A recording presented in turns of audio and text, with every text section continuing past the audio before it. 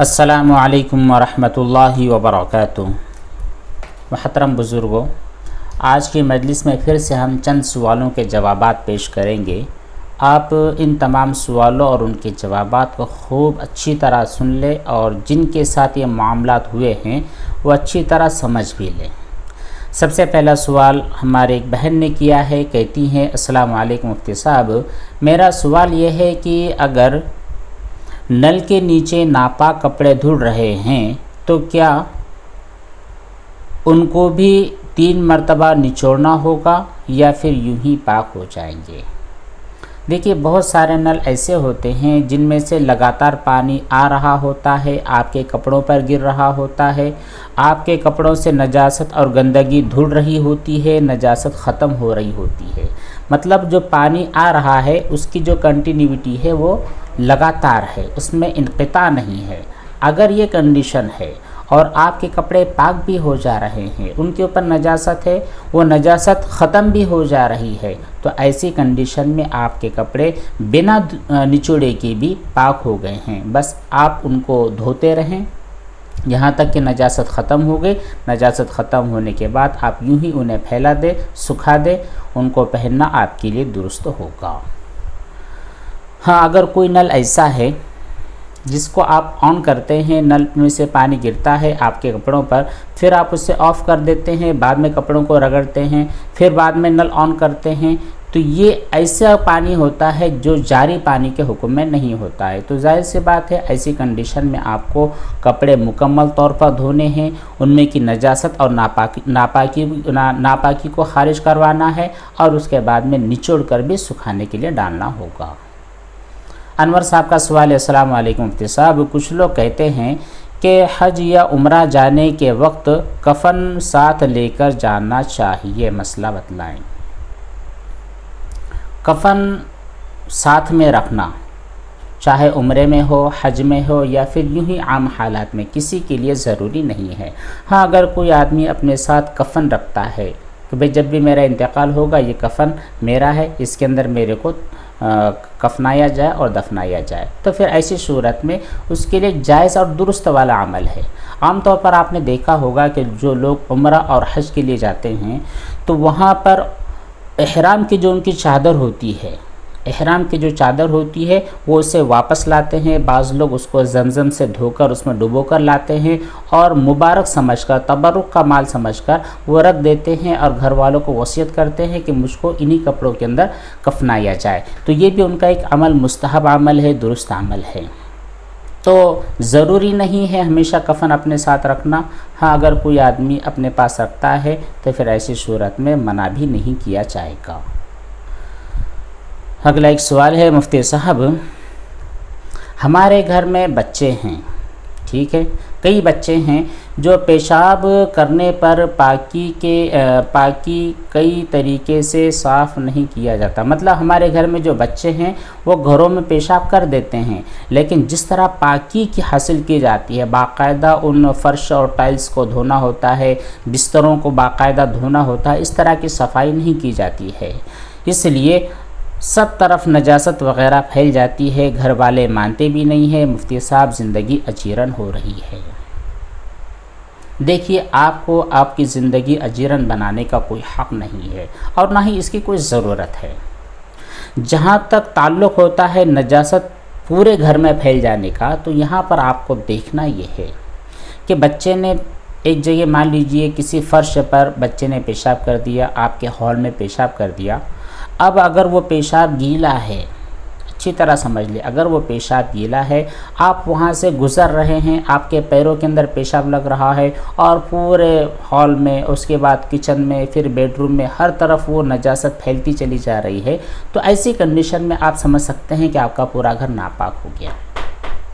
لیکن کسی جگہ بچے نے پیشاب کیا، اب وہاں پر پڑا رہا، یہاں تک کہ دھوپ یا ہوا کی وجہ سے اس قدر سوکھ گیا کہ اب وہاں پر نجاست کا کوئی بھی اثر موجود نہیں ہے، تو پھر وہ جگہ آپ کی پاک ہو گئی ہے، ٹھیک ہے۔ اب وہاں سے آپ چلے پھرے، بچہ وہاں پر بیٹھے، وہاں پر کپڑا گرے، کوئی بھی چیز وہاں سے نجاست پھیلنے والی نہیں ہے۔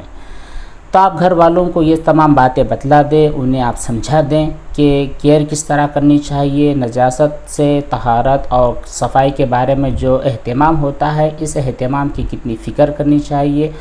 جو دینی کتابیں ہوتی ہیں ان دینی کتابوں کی طرف آپ اپنے گھر والوں کو مائل کیجئے، ان کو سمجھائیے اور کہیں کہ آپ ان تمام کتابوں کا مطالعہ کریں، اور ایک حدیث مبارکہ بھی بتلا دیں۔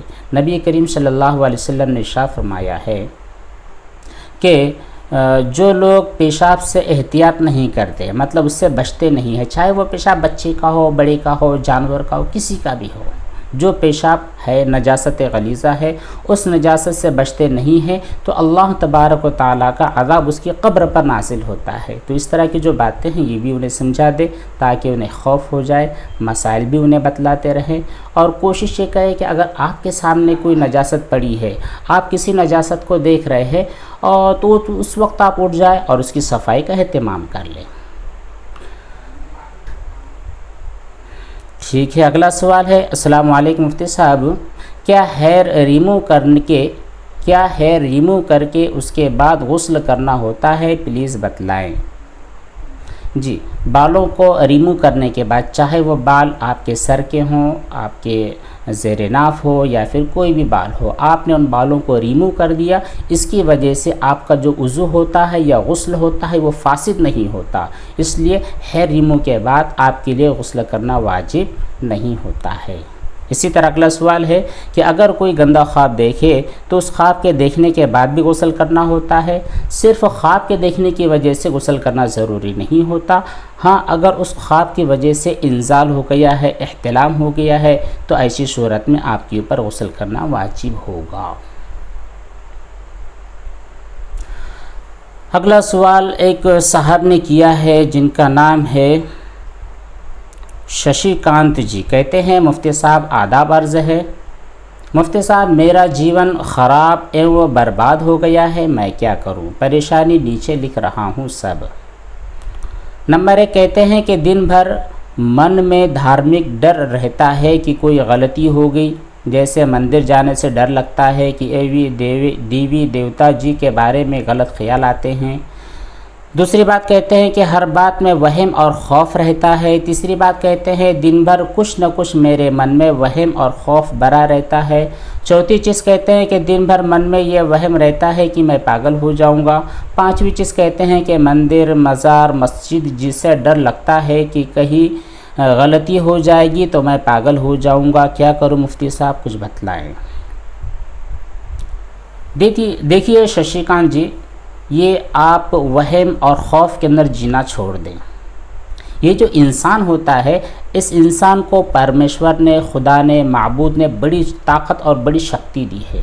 یہ انسان کی جو پاور ہے، اس پاور کے سامنے دنیا کی کوئی بھی پاور ٹکنے والی نہیں ہوتی ہے۔ تو قرآن کریم میں ایک جملہ ہے کہ ہم نے انسان کو سب سے زیادہ بہترین سانچے میں ڈھالا ہے، سب سے زیادہ خوبصورت اور سب سے زیادہ پاورفل جو کوئی مخلوق ہے وہ انسان کی ہے۔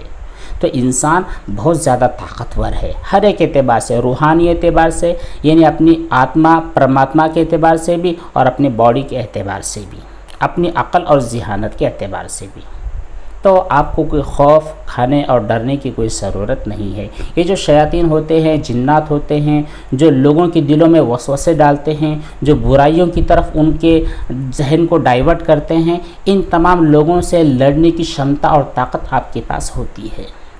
بس ہونا یہ چاہیے کہ آپ کو اپنے آپ پر اطمینان ہو چاہیے، بھروسہ ہونا چاہیے، اپنی شکتی کے اوپر آپ کو یقین ہونا چاہیے۔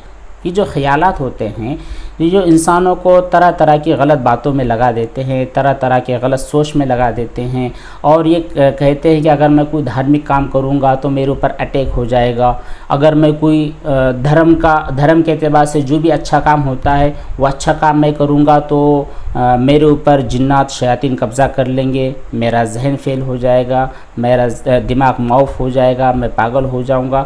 تو یہ سب چیزیں شیطان کرواتا ہے۔ تو شیطان ہوتا ہے نا، یہ ہمارا بہت بڑا دشمن ہے۔ اس کی کوشش یہ ہوتی ہے کہ آپ کبھی بھی بھلے مانوس نہ بنے، اس کی کوشش یہ ہوتی ہے کہ آپ کبھی بھی اچھا کام نہ کریں بلکہ ہمیشہ غلط کام کرواتا ہے۔ دیکھیے، اگر ہم اپنے دھرم کے اعتبار سے جو نیکی کے کام ہوتے ہیں، بھلائی کے کام ہوتے ہیں، ان بھلائی کے کاموں کو چھوڑ دیں تو کیا بچے گا؟ ایک راستہ بچے گا، اور وہ یہ ہے کہ ہم برائی کی طرف چلے جائیں گے۔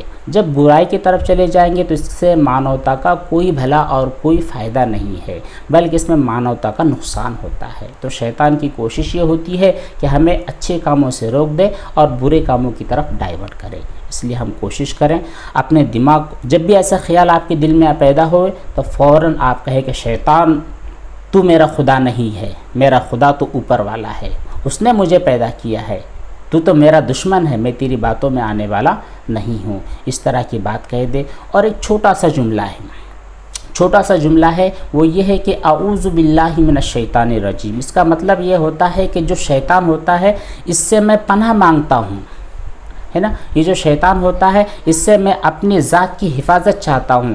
اے گاڈ، اے پرمیشور، اے خدا، اے اللہ، اے معبود، مجھے اس شیطان سے بچا کر رکھ۔ تو جب آپ یہ کوشش کریں گے تو کوئی چیز آپ کو ڈرانے اور کوئی خوف دلانے والی چیز نہیں رہے گی۔ آپ اپنے آپ کو اندر سے مضبوط کریں۔ کوئی بھی خیال آئے گا تو آپ کو اس خیال کے بارے میں سوچنا نہیں ہے بلکہ اس کو اگنور کر دینا ہے، اس کو ویلیو آپ کو بالکل دینا نہیں ہے، اس کو دھتکار دینا ہے۔ انشاءاللہ آپ کی زندگی صحیح ہو جائے گی، آپ تندرست ہو جاؤ گے، آپ اپنی جو نیکیوں کے اور بھلائیوں کے جو کام ہے اس کی طرف زیادہ سے زیادہ لگے رہیں گے۔ ہم بھی دعا کرتے ہیں اور ہمارے جتنے ویورز ہیں ان تمام سے بھی دعا کرتے ہیں کہ ہمارے ششی کانت جی بھی اور اس طرح کے جتنے بھی لوگ اپنے وہم اور خوف کی وجہ سے پریشان ہیں ان تمام لوگوں کے لیے زیادہ سے زیادہ دعاؤں کا اہتمام کریں۔ اگلا سوال ہے شعبان صاحب کا، کہتے ہیں وہابی کے پیچھے نماز پڑھنا کیسا ہے؟ وہابی کہتے کسے ہیں، وہابی کی ڈیفینیشن کیا ہے، یہ سمجھنا ضروری ہے۔ بہرحال اگر کوئی بندہ ایسا ہے جس کو آپ کافر سمجھتے ہیں، جیسے کہ بہت سارے لوگ، ایک طبقہ ایسا ہے جو دوسرے طبقے کو کافر سمجھتا ہے، دوسرا طبقہ تیسرے طبقے کو کافر سمجھتا ہے، تو جو لوگ ایک دوسرے کو کافر سمجھتے ہیں ان کی نمازیں ان کے پیچھے جن کو ہم نے کافر سمجھا ہے ان کے پیچھے ہوتی نہیں ہے۔ لیکن ہم اور مسلمانوں کا ایک بڑا طبقہ ایسا ہے جو کسی بھی مسلمان کو کافر سمجھتے نہیں ہے، اس لیے آپ ہر ایک کے پیچھے نماز پڑھ سکتے ہیں، چاہے وہ سنی ہو، چاہے وہ وہابی ہو، چاہے وہ اہل حدیث ہو، اور چاہے وہ کسی بھی مسلک وغیرہ کو ماننے والے ہو، کوئی ٹینشن کی بات نہیں ہے۔ حدیث مبارکہ میں ہے صلو خلف کل بر و فاجر، یعنی ہر نیک اور ہر برے کے پیچھے آپ نماز پڑھ سکتے ہیں۔ تو اگر آپ نے کسی وہابی کے پیچھے نماز ادا کر لی ہے تو آپ کی نماز بھی بالکل بلا شبہ صحیح اور درست ہو گئی ہے۔ جی بس آج کے دن اتنے ہی سوالات کافی ہیں۔ اب بہت سارے سوالات جو باقی ہیں انشاءاللہ ہم کوشش کریں گے ان کو میسیجز کے ذریعے ان کے جوابات دیں۔ اگر ممکن نہ ہو سکا تو انشاءاللہ کل یا پرسوں کی مجلس میں ہم ان تمام سوالوں کے جوابات دینے کی کوشش کریں گے۔ اللہ تبارک و تعالی ہم تمام کو عمل صالح کی توفیق بخشے۔ والسلام علیکم ورحمۃ اللہ وبرکاتہ۔